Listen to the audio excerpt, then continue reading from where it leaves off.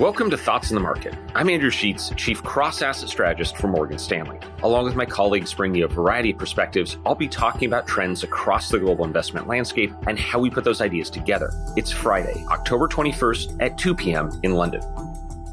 The eyes of the financial world remain on the United Kingdom, the world's sixth largest economy that is facing a complicated, interwoven set of challenges. We talked about the UK several weeks ago on this program, but I wanted to revisit it. It's a fascinating cross-asset story.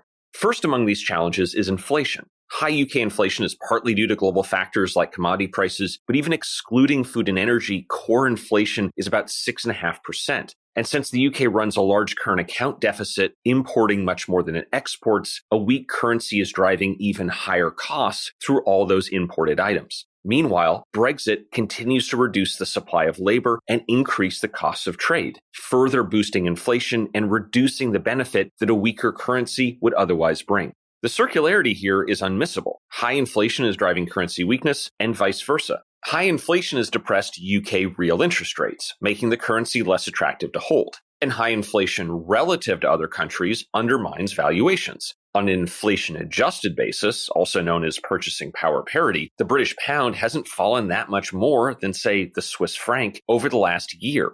If inflation is high, why doesn't the Bank of England simply raise rates to slow its pace? The bank is moving, but the Bank of England has raised rates by less than the market expected in 6 of the last 8 meetings. The Bank of England's hesitation is understandable. Most UK mortgage debt is only fixed for 2 to 5 years, which means that roughly 100,000 loans are resetting every month. The impact is that higher rates can flow through into the economy unusually fast, much faster than, say, in the United States.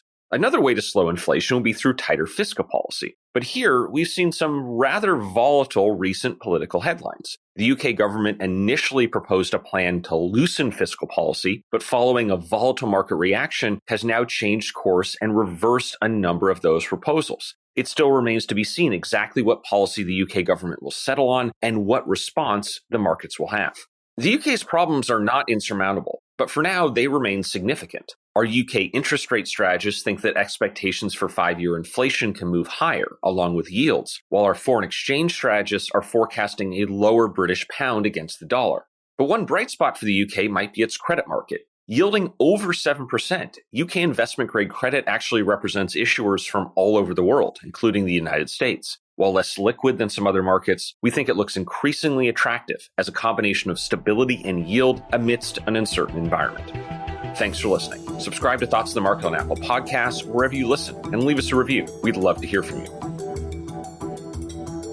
The preceding content is informational only and based on information available when created. It is not an offer or solicitation, nor is it tax or legal advice. It does not consider your financial circumstances and objectives and may not be suitable for you.